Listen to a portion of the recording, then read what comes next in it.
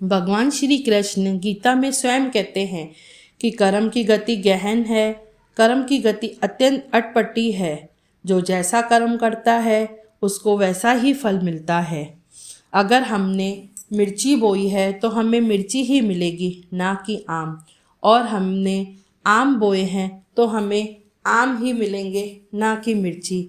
संसार में जब हम देखते हैं तो लुच्चे, लफंगे, रिश्वतखोर, काला धंधा करने वाले लोग हमें सुखी दिखाई देते हैं।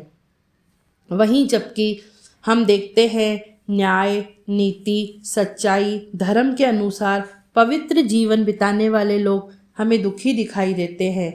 इसका कारण क्या है? ऐसा जब हम संसार में प्रत्यक्ष रूप से देखते हैं तब हमारी श्रद्धा ईश्वर से उठ जाती है और हम सोचते हैं कि ईश्वर के घर अंधेर है, लेकिन ऐसा नहीं है। ईश्वर के घर देर है, अपितु अंधेर नहीं है। खाली थोड़ा समय लगता है, लेकिन ईश्वर के घर न्याय ही न्याय है। इस बात पर गोस्वामी तुलसीदास जी ने रामचरितमानस में स्वयं लिखा है, कर्म प्रधान विश्व रच राखा, जो जस करे सो तस फल चाखा। अर्थात जो जैसा कर्म करता है उसको वैसा ही फल मिलता है। इस पे एक बात बहुत साल पहले की याद आ रही है। अहमदाबाद में एक जज थे जो बहुत बड़े विद्वान थे। वे पक्के वेदांती भी थे। कर्म के नियमों को भी वो अच्छी तरीके से जानते थे। वो नदी के पास ही रहते थे। एक बार की बात है, सुबह जब वो प्रातः वेला उठे और नदी के किनारे स्नान करने के लिए पहुँचे तो उनके पास एक आदमी दौड़ रहा था। देखते ही देखते उसके पीछे एक दूसरे आदमी ने उसे पकड़ लिया और उसकी पीठ में छुरा घोंप लिया। इसके तत्काल उस आदमी की मृत्यु हो गई। जज ने अपनी आँखों से यह होता हुआ देखा। जज खूनी को अच्छी तरीके से जानता था। सेशन जज जब घर आए तो पुलिस की जांच पड़ताल शुरू हुई। जांच पड़ताल पूरी होने में 6 महीने लग गए।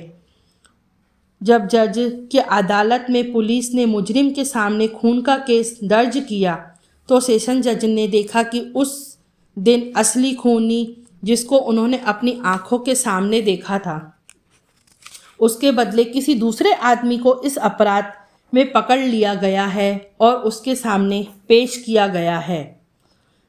हालांकि सेशन जज अच्छी तरह से जानता था वह व्यक्ति खूनी नहीं है, बनावटी खूनी पेश किया गया है, लेकिन यह जज प्रखर वेदांती और ईश्वर के कर्मों के नियमों के पक्के अभ्यासी थे। जज को लगा कि असली खूनी बच जाएगा, निर्दोषी मारा जाएगा।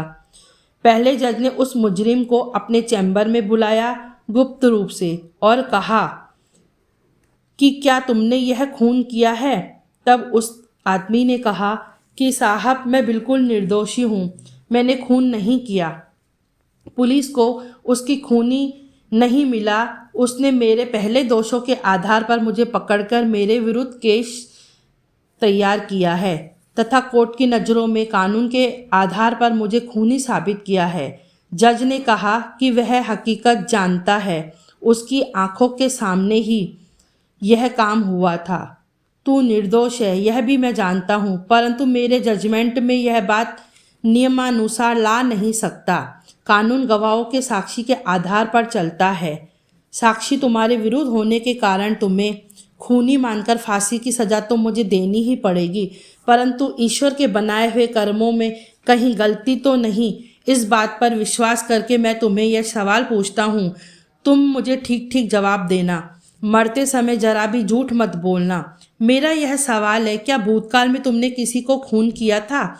ईश्वर को याद करके उसमें याचनापूर्वक आवाज़ में कहा, मैंने भूतकाल में 2 खून किए जिसके केस भी चले, परंतु मैंने बहुत होशियार वकील किए थे तथा पुलिस को खूब रुपया खिलाया था, जिसके कारण मैं बिल्कुल निर्दोष छूट गया। लेकिन इस केस में मैं बिल्कुल निर्दोष हूँ, फिर भी मारा जा रहा हूँ। जज समझ गए कि यही ईश्वर का न्याय है और ईश्वर ने उन 2 पिछले खूनों की सज़ा अब दे दी है। इसलिए ईश्वर बिल्कुल न्याय ही करते हैं।